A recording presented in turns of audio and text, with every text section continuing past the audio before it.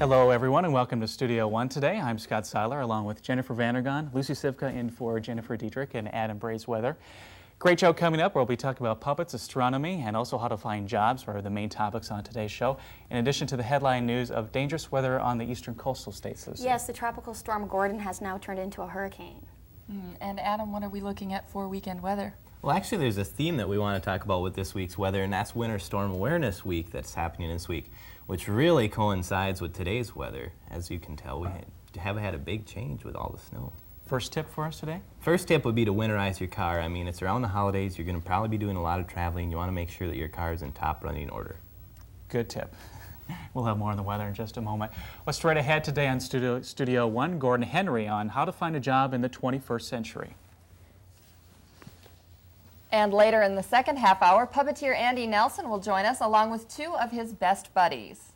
We'll have the full wintry weather forecast and the sports in just a few minutes, but first, Lucy Sivka with the top news stories. Lucy? Thanks, Scott. Grand Forks isn't the only place experiencing bad weather. Hurricane Gordon continues to baffle forecasters as it threatens to make North Carolina a target. Hurricane warnings have been posted from the Virginia state line to Bogue Inlet. Gordon is packing 80-mile-an-hour winds. Forecasters expect Gordon's center to remain at sea and miss the shore, but they say it's still too close to call. The hurricane's high winds have already caused some flooding in Kitty Hawk. 6 people died when then Tropical Storm Gordon blazed through Florida. It also caused extensive damage to farmland. Officials estimate crop losses at $200 million in a region that supplies more than half the nation's winter vegetables. Gordon had been headed out to sea Thursday, but in a surprising turn, it headed back to shore and gained strength. Gordon gave a close call to a family sailboating on the high seas east of Virginia. A Coast Guard helicopter rescued a couple, their 12-year-old daughter and infant son, after being radioed for help. Gordon developed over a week ago in Nicaragua. Programs this week are helping smokers quit their bad habit. Thursday, the Great American Smokeout encouraged people to try quitting for a day. Program organizers note a positive decline in the number of smokers in the area. Quitters can experience withdrawal symptoms ranging from a decreased heart rate to lightheadedness. These can be counteracted through treatments. Eating carrot sticks, counseling, and even acupuncture are used by people hoping to break their habit. When I was under a great deal of stress, I'd smoke more. And so if somebody's quitting smoking and then they're being put under stress for that, it's easy for them to fall back on old habits. Quitting smoking through hypnosis will be held at the Tri-County Correctional Center Saturday, concluding the week's activities. Computer companies are cracking down on hackers. This move comes after digital pirates broke into a Florida State University computer and stole software, like the latest version of Microsoft Windows. The Windows program is scheduled for release in 1995. Companies are offering as much as $20,000 for information leading to the online thieves. An estimated $2 billion worth of software was stolen last year over the internet. According to hackers, information and programs found on the networks is meant to be distributed. Hackers might label shoplifting as theft, yet downloading $50 games for free is common. A popular rest stop is inviting to drivers who spend their days on the road. Truckers often know which are the best to visit, but now other people are driving into traditional truck stops for the same reasons.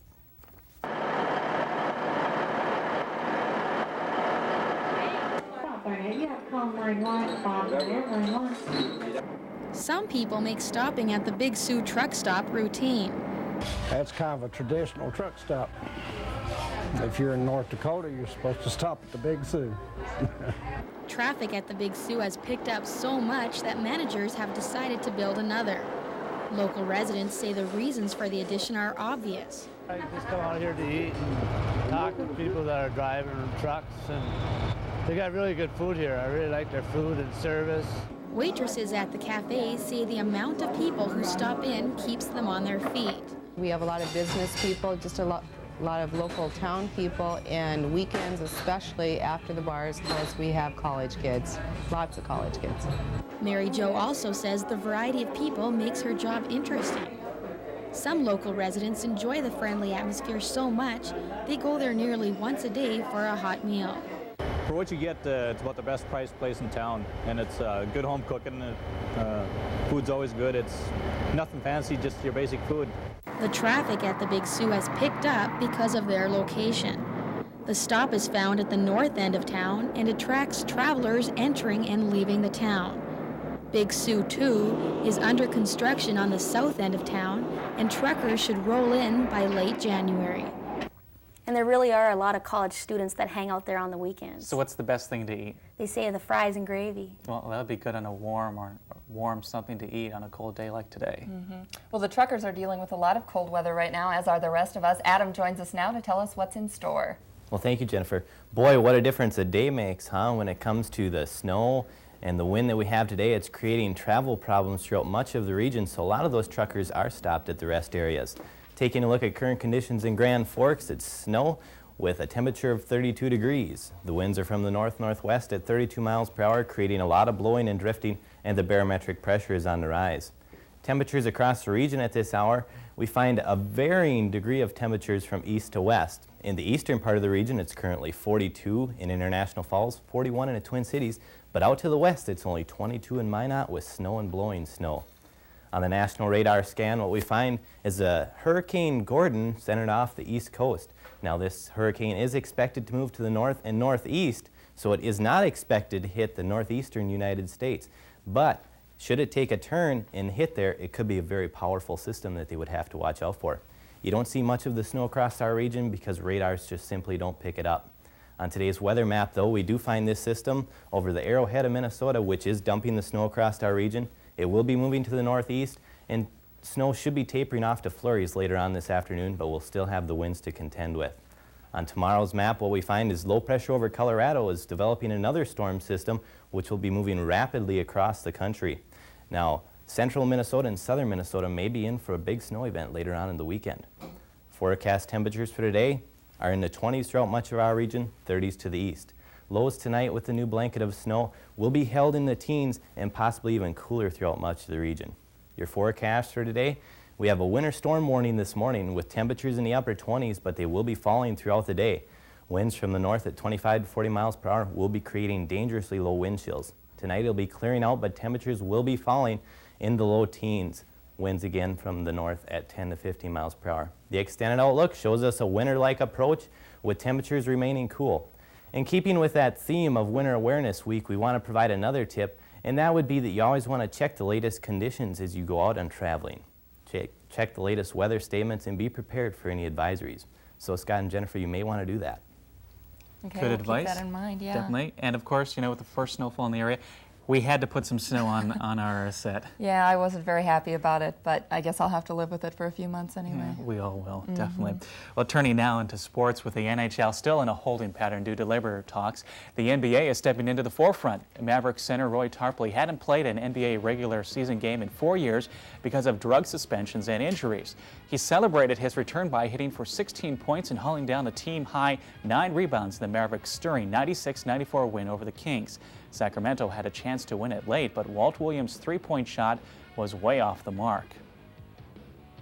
In other action last season, Houston Rockets started 15-0. They're now more than halfway to doing it this season after beating the Bulls 106-83 to improve to 8-0. Akeem with a no-look alley-oop slam for 2 of his game-high 29. And baseball owners and players are set to meet again Friday afternoon in Washington, D.C. They will discuss the new owner's proposal that reportedly sets aside their plans for a salary cap, instead featuring a tax on payrolls and revenues. Those are the highlights. Local sports still ahead in Studio 1. But now your first look at the rest of the overnight scores.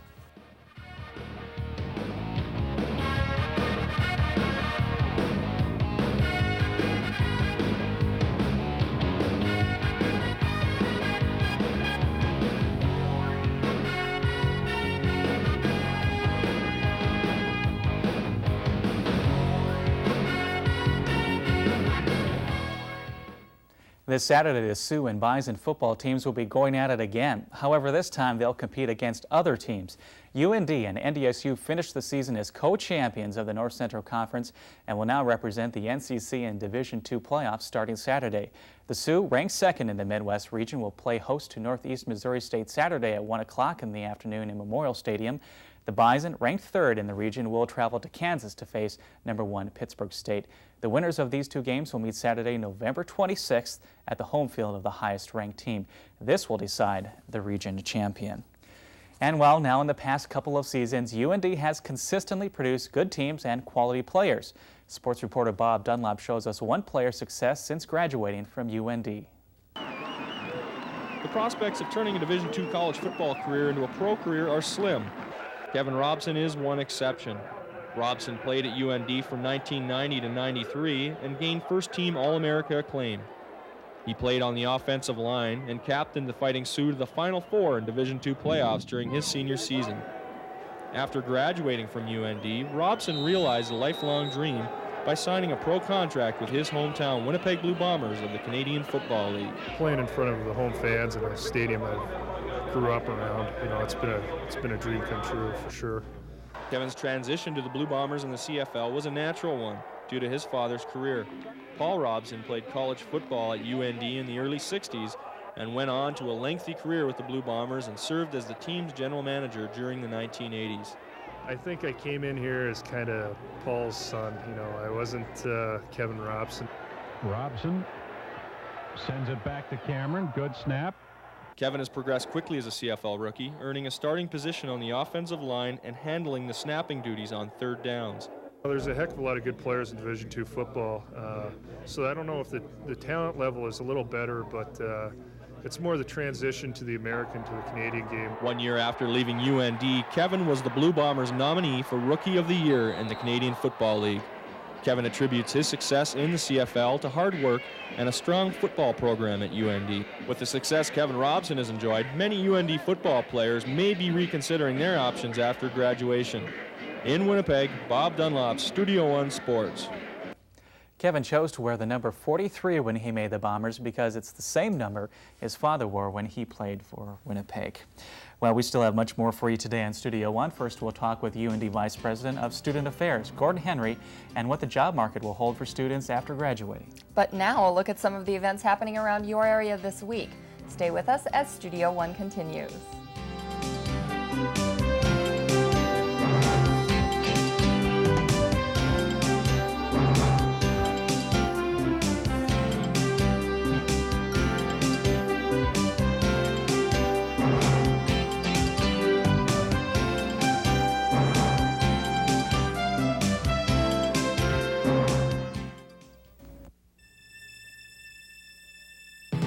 Insurance. Unfortunately, it costs. Fortunately, it pays. Voller Insurance. Grand Forks, Devil's Lake, Bismarck. Check out Community National Bank. They're very caring people there. They're concerned about you as an individual and your money. I've never had to stand in line. I've always been greeted with a smile. I also then share with my students some of the things that they are doing there to make it easier. Well, I don't know about those other banks, but I know that Community National Bank treats me well and will treat you well too.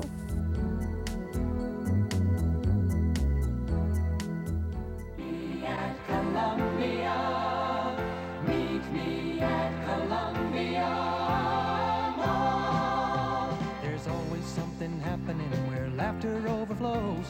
People meeting people, an exciting place to go. Something's there for everyone, and you can see it all. You're free to choose a million things, so meet me at the mall. Meet me at Columbia Mall.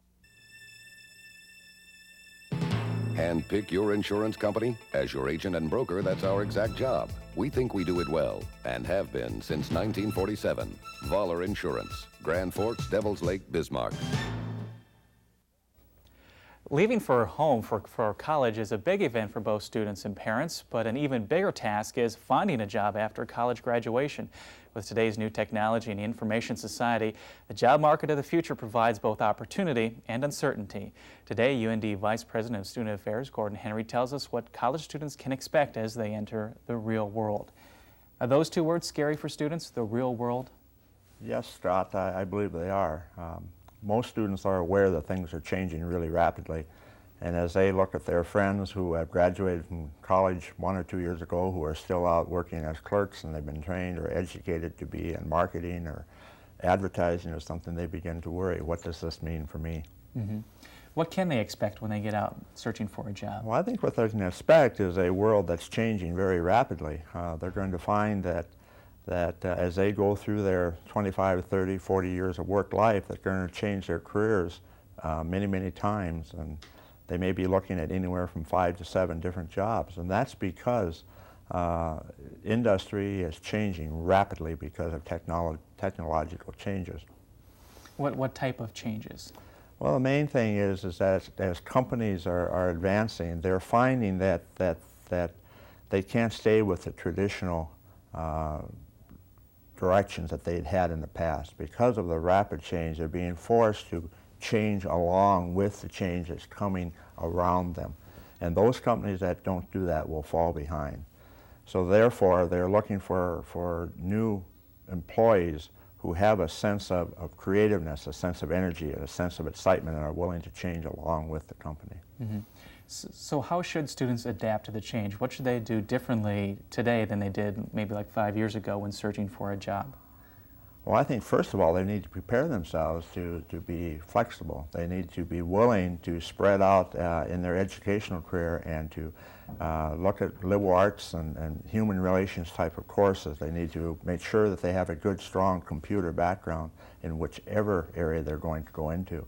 And they need to spread and become more of a generalist rather than focus and become too specialized. Mm-hmm. What about, for college seniors who are graduating either this semester or next semester? The last semester always seems to be the toughest, graduating, trying to find that first job, making mom and dad and whoever proud. How do they keep their self-esteem up and keep a positive attitude throughout all of this?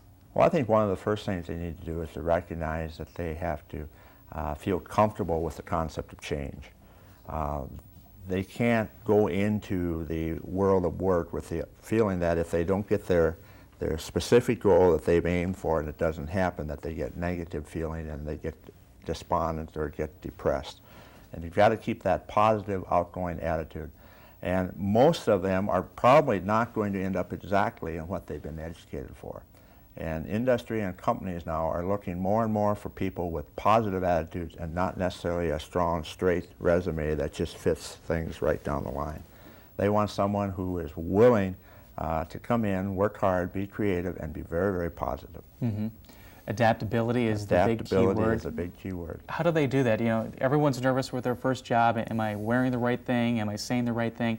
What do they need to be cognizant of when being adaptable in the first job?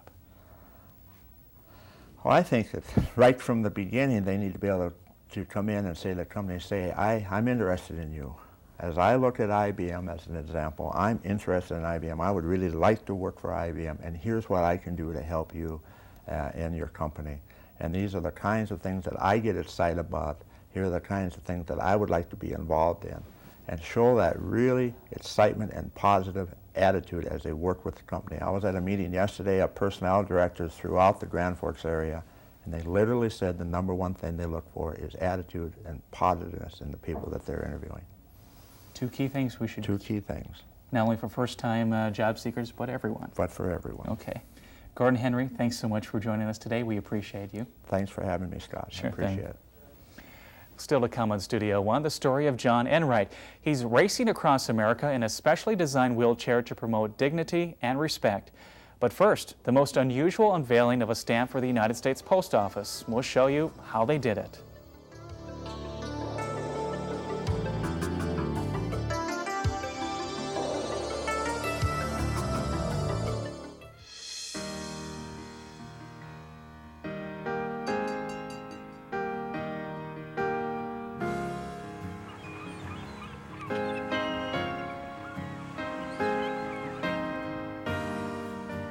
Great food can come from anyone, as long as the shredded natural cheese comes from Sargento of Wisconsin. I was looking for a car for 3 months, and the folks at Honda Nissan knew I did TV commercials.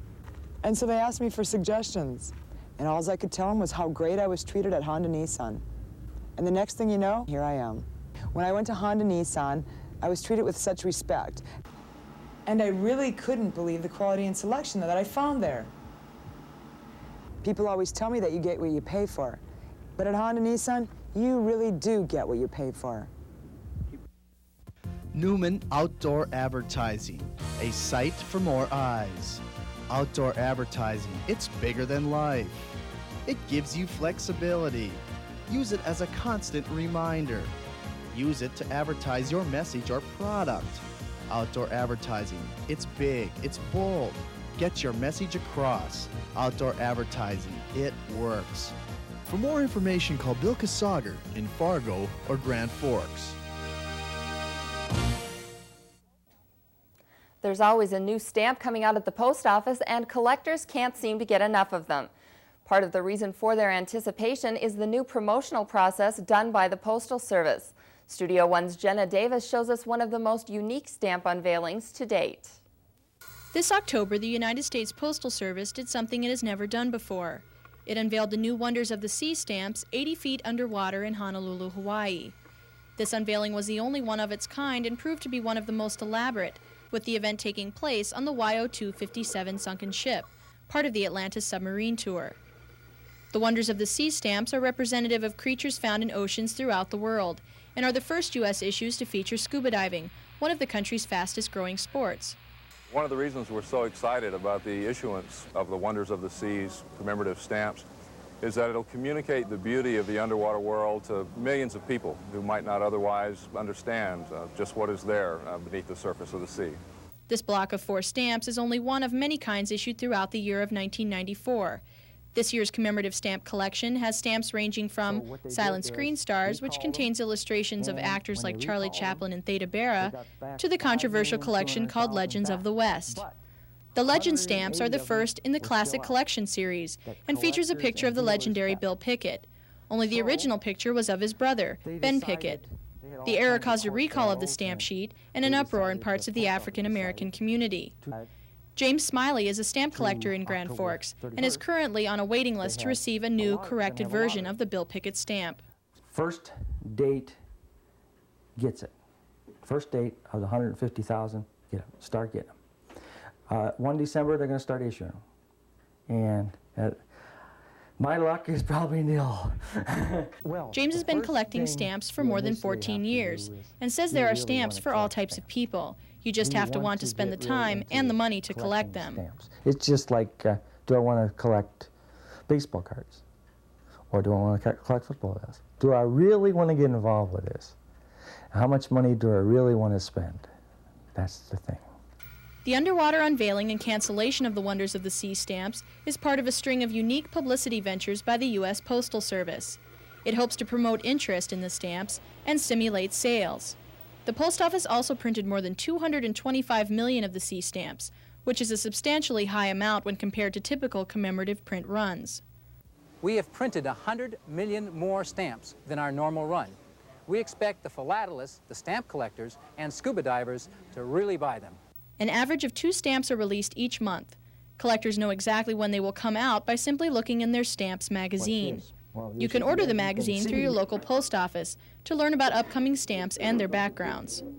Now, you might think that an extensive collection like this one would be worth quite a bit of money in the years to come, but as with other collections, it is simply worth the pleasure that it brings to the person who cherishes it. If you're interested in showing it to you, I'll show it to you. Just open one book. This is Jenna Davis for Studio One. Other stamps being unveiled this year are Buffalo Soldiers, the World Cup stamps, and the Chinese United States joint issue. And if you're interested in starting your own stamp collection, just call your local post office for details. We'll be back with more on Studio One, including a trek across America in a racing chair. It's being done not for the physical enjoyment, but to educate people.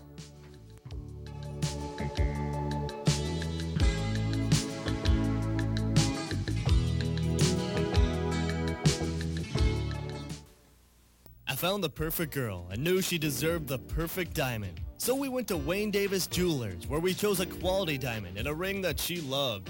They helped us decide from a wide range of diamonds that fit our price range perfectly. We were able to see how important the cutting is to the beauty of the diamonds.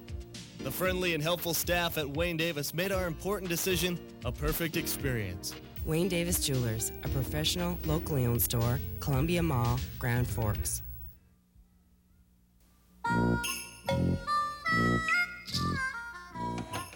Hey, were you guys born in a house? Yeah. What have we got to graze on? Nothing. Please? Now, don't be making those big cow eyes at... okay. It is okay if you give them the good stuff. Mootown Snackers, cheese and sticks, or cheese and pretzels. The deliciously dippable snacks. Animals. From Mootown Snackers. Hi, welcome to Subway. Subway isn't like those fancy New York steakhouses. No stuffy maitre d' or jackets required. Great vest. Thanks. But we do have A1 steak sauce. It's on Subway's new A1 steak and cheese. Slices of steak topped with A1, plus all the fresh fixins. And at Subway, you don't get a big bill. You get change. Subway's new A1 steak and cheese. Appetites are required, jackets aren't. Make your own meal deal. Get a bag of chips and a medium drink for just $1 when you purchase a Sauber salad at Subway. Wheeling down the road is more than just a trip for John Enright. He's promoting dignity and respect for everyone, regardless of their disabilities.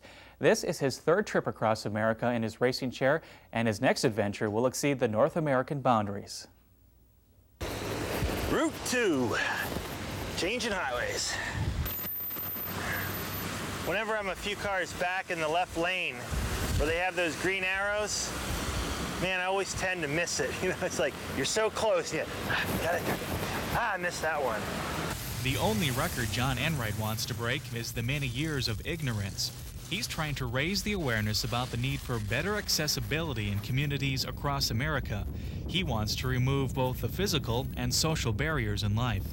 John's inspiration came when he was left paralyzed from a failed operation to remove scar tissue from his spinal cord left behind by radiation treatments for a tumor. He learned that using a wheelchair was not the end, but a new and challenging life. There probably were times when I just said, look, I just don't want to deal with having to crawl or getting carried, you know, so I'll just go to the next restaurant or the next hotel. So far, he's challenged himself to 3 trips, and a 4th international trip will begin shortly. In his first trip, John pushed 3,200 miles in 97 days from New Jersey to California. The second trip, totaling 10,000 miles from Santa Monica, California to Boston, Massachusetts and back. And now, his third trip, taking 2 years to accomplish, pushing more than 17,000 miles across the United States, passing through 43 states plus the District of Columbia. And already, he's planning his 4th and largest trip.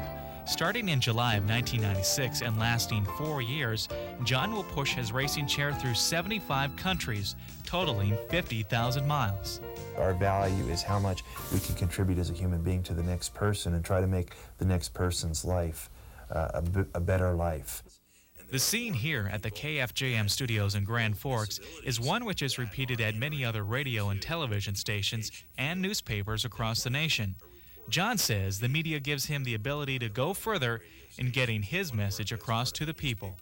The trip is really to accentuate the abilities of everybody, the capabilities of everybody, how people can overcome and break down barriers, how people can be just as much of an inspiration in their job, raising their family, volunteering in the community, just doing anything that they want to do as long as they're willing to set goals and give 100% determination towards the goals that they set.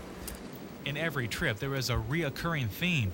John revisits the same communities, gathering proof that he's breaking down those barriers. The proof, like in how the physical aspects of bathrooms, entryways, and parking spots are being made more accessible. In 1983, his first trip, 45% of the businesses claimed they met the minimum accessible standards, when actually just 25% met the requirements. The numbers rose in 1989 on his second trip, and then in 1994, 95% of the businesses claimed they met the standards, when actually 75% did. I really feel that those numbers signify that businesses have taken the lead. The more miles that we do isn't in reference to records, it's in reference to the more communities we get to wheel through. It's not an easy task traveling for a day. There's considerable time spent getting the racing chair ready, rubbing on the mosquito repellent, and hoping for great weather. Sometimes it seems no matter which way I turn, the wind always is coming in my face. Fortunately, since I've been in North Dakota, it seems like it's always been at my back. It's kind of neat to be able to look at the country inch by inch. You get to see the beautiful fields, the farms that are all over the United States. See all the cattle going across. They have a particular interest in me. It's like, you know, all of a sudden they're feeding and then they turn their head and they're like, what is going on over there? You know, is that a big hay bale going down? Not every day is set for traveling. John speaks at hospitals, rehab centers, colleges, and universities. But when on the road, John averages 45 miles a day at speeds between 7 and 9 miles an hour. Haven't been rained on very much yet, and hopefully I won't. In addition to honking and waving and cheering us on, a lot of times they want to stop and get some information, make a donation, give us a handshake, a hug. It's really been incredible, it really has. Even though John's attempting to break down the barriers, he says it's actually up to the people in the community to do the breaking. Even though it's hard working, pushing, it's been a real wonderful experience to see what a wonderful country and a beautiful country we live in as well. And Wright stays at certain motels and eats at certain restaurants which provide these services for free and helps the cost of his traveling. Well, coming up in the next half hour on Studio One, astronomer Martha Haynes and finding a way to map the universe. Plus an in-depth look at the specific type of jobs available in the Grand Forks area. That story plus much more straight ahead in our next half hour on Studio One.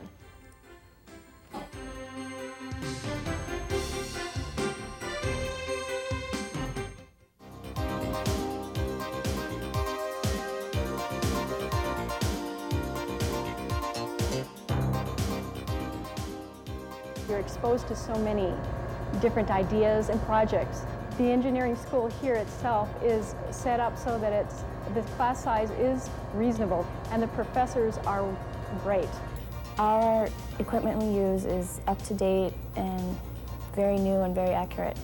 Part of the reason why I've gone into this program is because of the environmental aspects. With about 12,000 students, UND is the largest university in the Dakotas, Montana, and western Minnesota. About 170 major fields provide education in careers that include engineering, law, medicine, aerospace, and business. Dedicated faculty, individual attention. Join us at the University of North Dakota. It takes so little to save our rivers and oceans for future generations. If we use less toxic household cleaners, we protect a little. Fewer lawn care chemicals, a little more. And recycling used motor oil gains us so much. In fact, there are many things we can do in our everyday lives that can help stop water pollution forever. Clean water, if we all do a little, we can do a lot. Brought to you by the Natural Resources Defense Council and the Ad Councils of the U.S. and Japan.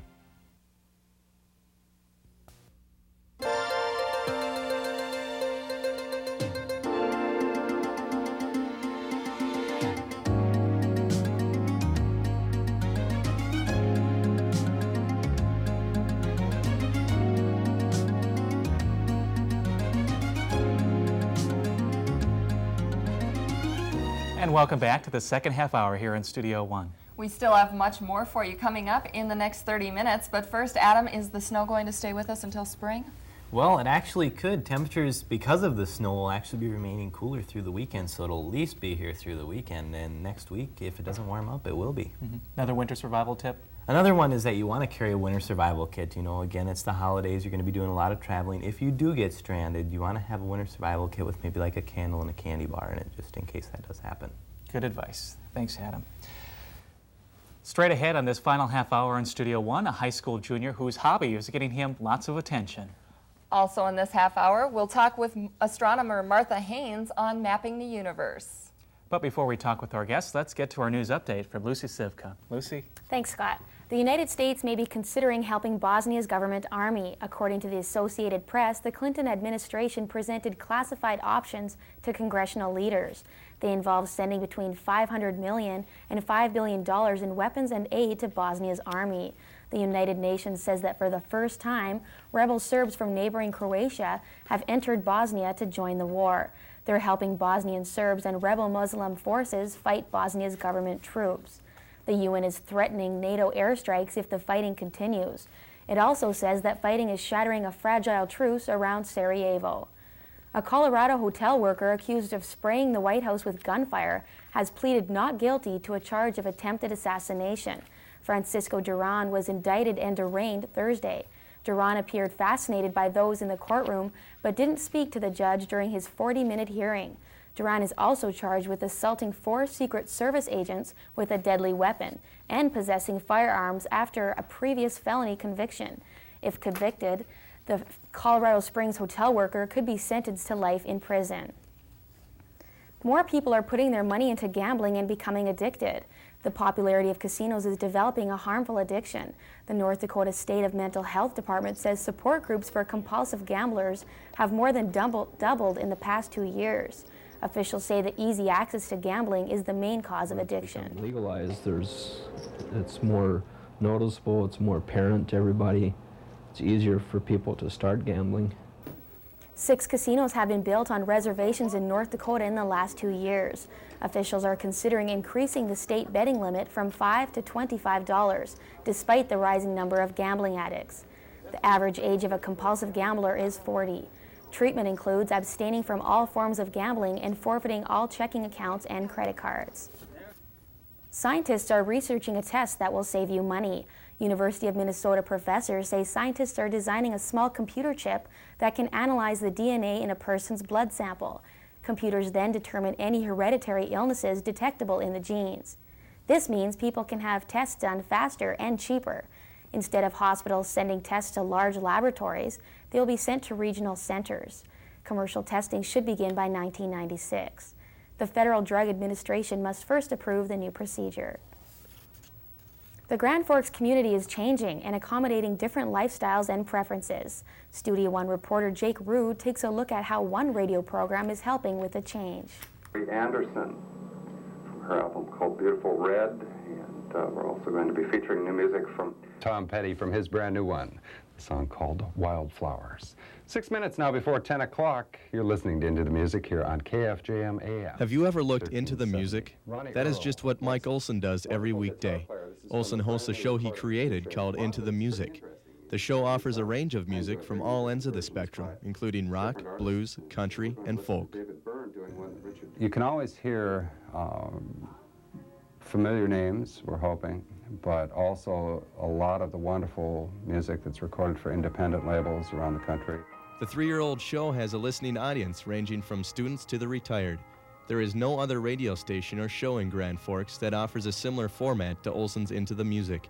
Singer-songwriters like Neil Young, Lyle Lovett, and Paul Simon are common types of performers featured on the program. Olson is showing the Grand Forks community that KFJM radio is more than just polka, jazz, and classical music.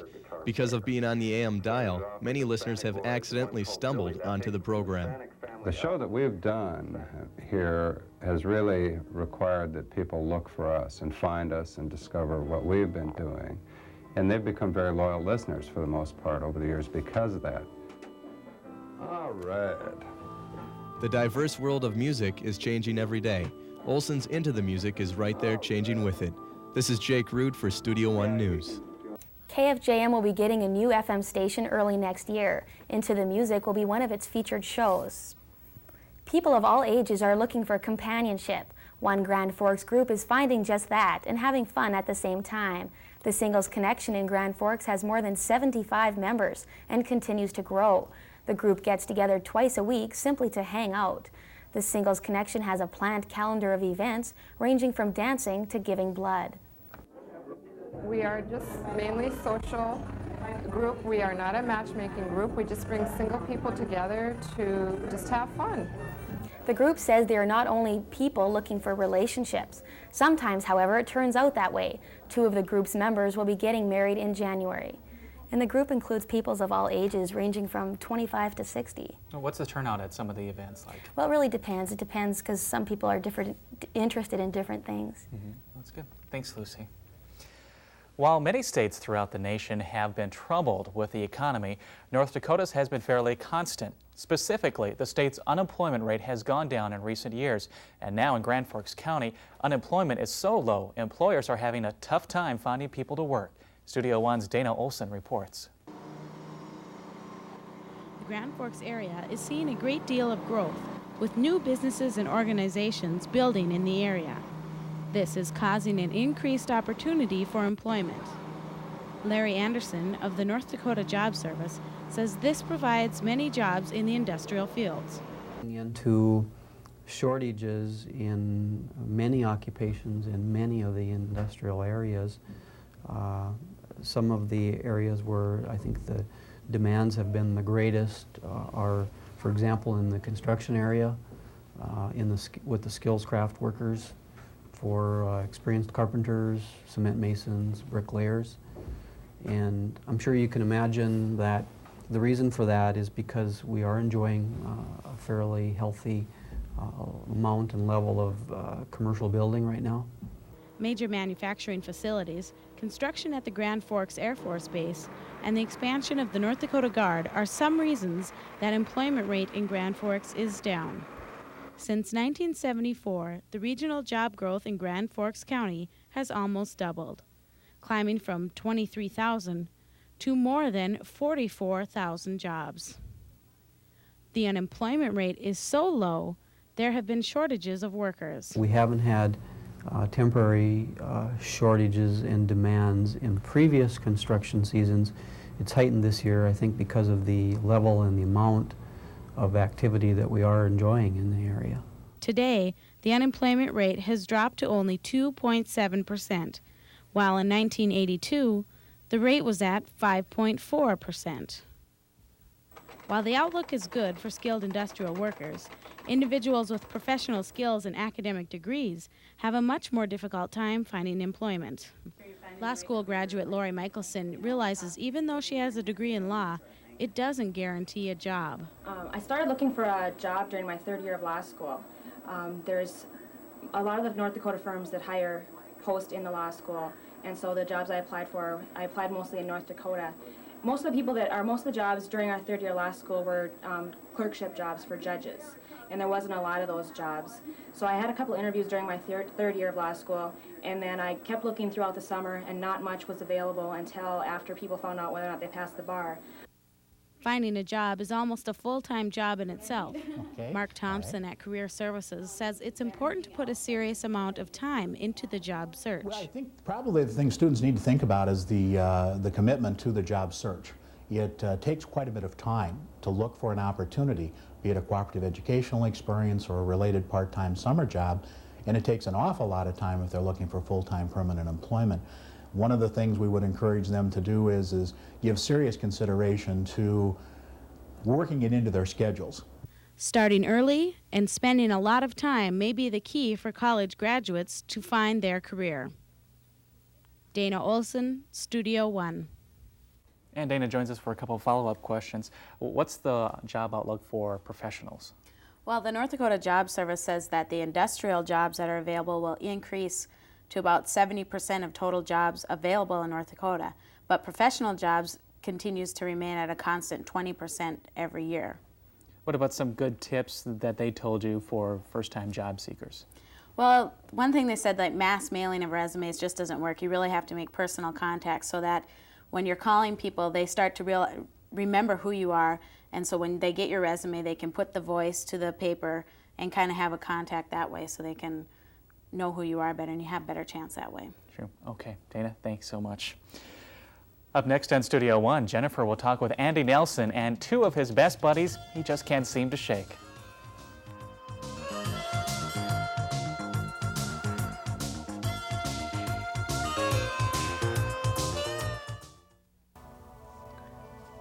Graduation, college, it seems so far away.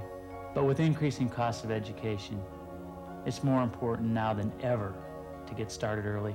I'm Tom Chider of the Investment Center, located at Community National Bank. I encourage you to come in. Together we'll set a goal that's comfortable for you. Because as a father myself, I know you want those dreams to come true when that special day arrives. Columbia, meet me at Columbia Mall. There's always something happening where laughter overflows. People meeting people, an exciting place to go. Something's there for everyone, and you can see it all. You're free to choose a million things, so meet me at the mall. Meet me at Columbia Mall. I was looking for a car for 3 months, and the folks at Honda Nissan knew I did TV commercials. And so they asked me for suggestions, and all I could tell them was how great I was treated at Honda Nissan. And the next thing you know, here I am. When I went to Honda Nissan, I was treated with such respect. And I really couldn't believe the quality and selection that I found there. People always tell me that you get what you pay for. But at Honda Nissan, you really do get what you pay for. Many of us enjoy seeing puppet shows in schools or at carnivals and fairs, but rarely do we get to know the people behind the clothed hand. Few of us stop to think the people who do these kinds of shows are real performers and artists who design the sets and the puppets and even write the shows. Andy Nelson, who's a junior at East Grand Forks Senior High and an accomplished puppeteer himself, joins us along with two of his best buddies today to talk about the effort and enjoyment he gets from his hobby. Thanks for joining us, Andy. Thank you. How did you get started working with puppets? Well, I was always kind of curious about how puppets worked when I was little. I'd watch the Muppets on television and things like that, and I always kind of wondered, how do they do that? And so I read books and I researched it, and I even talked to other puppeteers in the area, and they told me as much as I could about it and helped me out. And I kind of learned as much as I could about it, and I started performing, and people liked it. They don't have a lot of that kind of thing around here, so. Mm-hmm. Who did you perform for first? I think my first performance was for my church. During church, we had like a children's service, and the pastor had like a Moses puppet, and I helped him with it, and that was kind of fun. Well, that's neat. How old were you then? I was probably about 10 or 11 years old. Wow, so you've been doing this quite a while. Oh, yeah. Well, I know that you write a lot of the plays that you perform. How do you get your ideas for that? Well, I usually find out where I'm performing and what the theme of the evening is, if it's a Christmas party or if it's a religious gathering or something. And I talk to the people, and they let me know what's going on, and I try to put a show together that's based on their theme for the evening. So if it's a Christmas party, I'll put on a Christmas show or whatever. Now, how do you work your puppets in there? You've got a fox and a walrus, if you want to show us those. How do you work that into a script? Do they each have a personality that comes out in everything that you do with them? Or? Yeah, especially Renardo here. He's got his personality, because he was in a show called Carnival. We did this fall at my high school, and he's kind of like a sly kind of character. And so if I use him, he's usually like the kind of person who's like hitting on other puppets and things like that. So, yeah. So each of them has a distinct personality then? Yeah. Okay. What have you learned from doing this kind of stuff for different groups?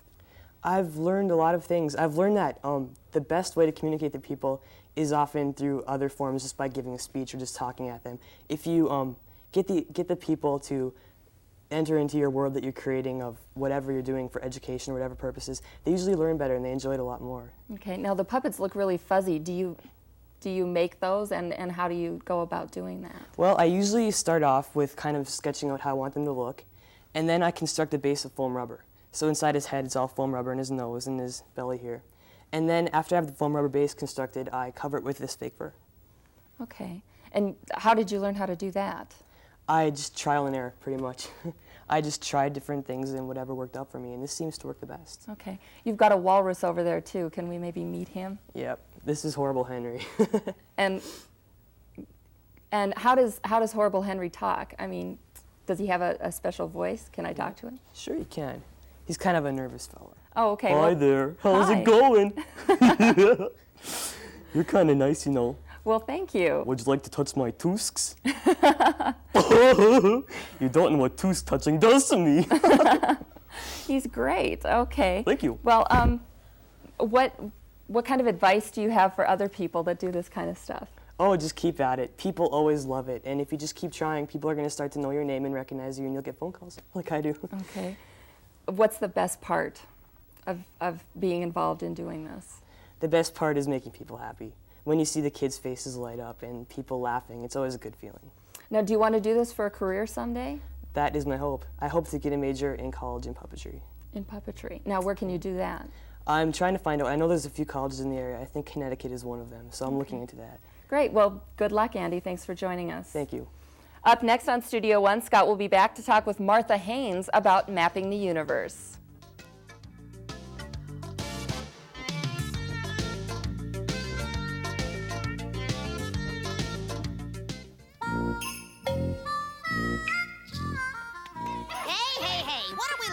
Popcorn's over now. Bossy, bump steer. Be nice, or no snacks.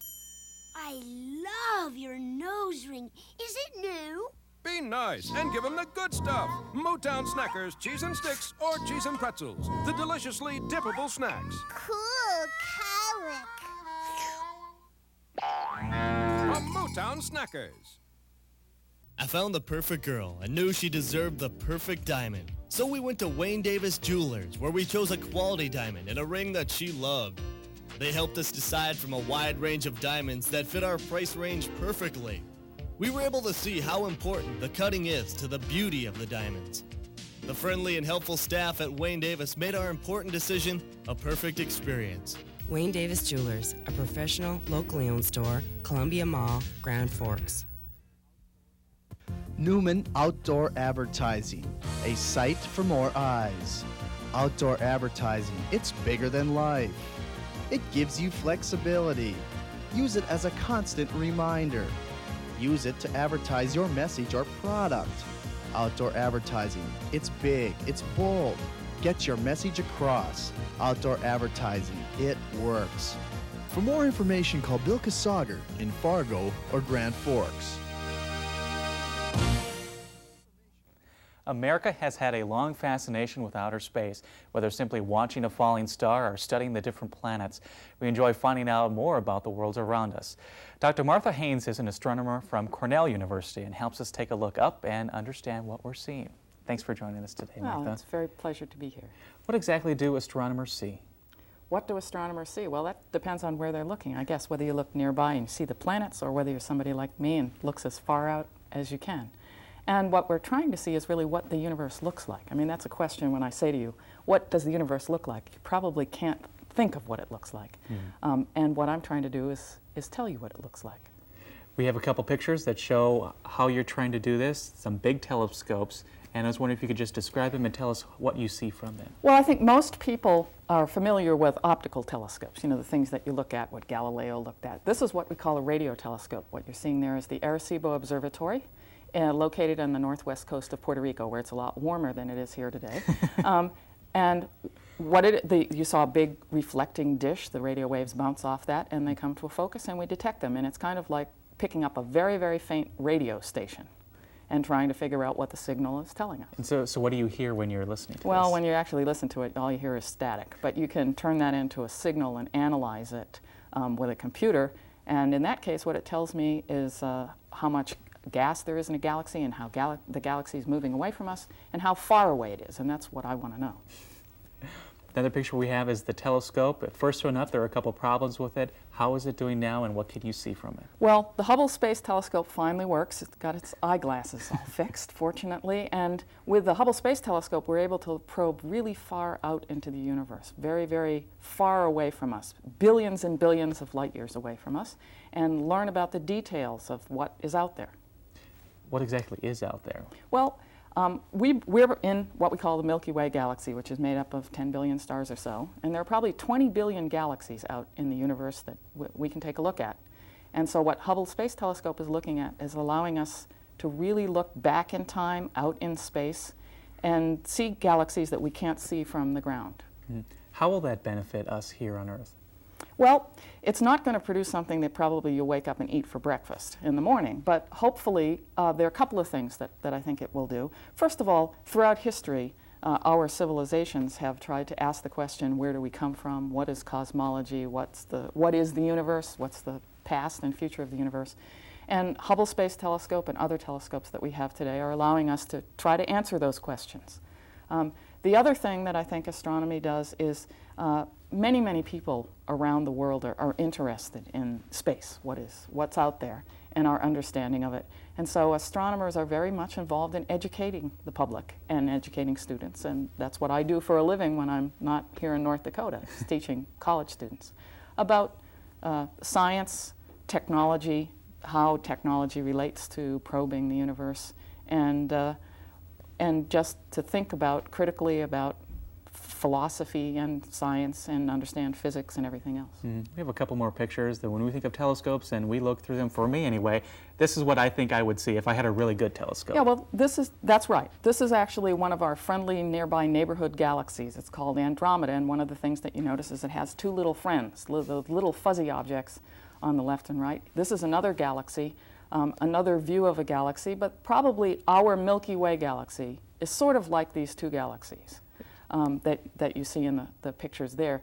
The trick about astronomy is that what I'd really like to be able to do is look at the Milky Way, but we're in the middle of it. So it's hard to understand exactly what our galaxy looks like. You know, some of those galaxies resemble ours. Do you think that there is life out there in those other galaxies? Well, my feeling is that I can't really understand why there might not be. I mean, we're here, and the sun is just one of 10 billion stars in our galaxy, and each one of those galaxies also has 10 billion stars. So I suppose it's probably hard for life to develop, having all the right proper conditions, the right temperatures, and for life to develop on a planet. But, you know, 10 billion stars times 20 billion galaxies, there's a lot of stars. There could be planets out there, and life could develop. Is there anything you hope to do before your career, in your career, that you just really want to do? Well, what I'm trying to do now is sort of make a map of the universe, and I'd like to understand what it looks like. But it's not easy. It takes a lot of time. It's like trying to put together a jigsaw puzzle when you don't know what the picture is supposed to look like. Do you think it will be completed in your lifetime? I hope to live a long time. So I hope, yeah, there's a lot of hope. Okay. Martha Haynes, thanks so much for joining us and sharing your astronomy with us. It's been a pleasure. You're watching Studio One, and we'll be right back after this.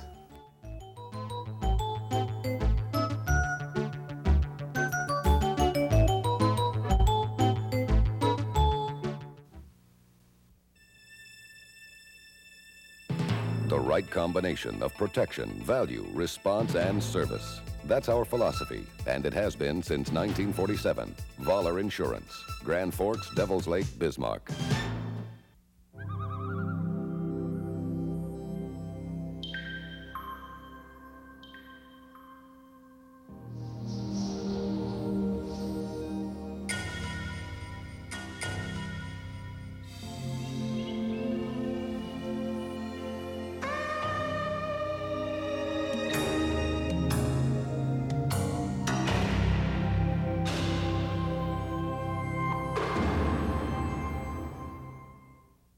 Hi, welcome to Subway. Subway isn't like those fancy New York steakhouses. No stuffy maitre d' or jackets required. Great vest. Thanks. But we do have A1 steak sauce. It's on Subway's new A1 steak and cheese. Slices of steak topped with A1, plus all the fresh fixins'. And at Subway, you don't get a big bill. You get change. Subway's new A1 steak and cheese. Appetites are required. Jackets aren't. Make your own meal deal. Get a bag of chips and a medium drink for just $1 when you purchase a sub or salad at Subway. The insurance salesperson. They've never been the most popular people in town until you need them. Voller Insurance, Grand Forks, Devil's Lake, Bismarck. Adam has one more tip before we go. Well, the last tip would be, of course, to call ahead before you leave, especially when conditions are really bad. Yeah, especially during the holiday season, too. Yep. Well, thanks for watching Studio One today. We'll be back in 2 weeks with another edition of Studio One.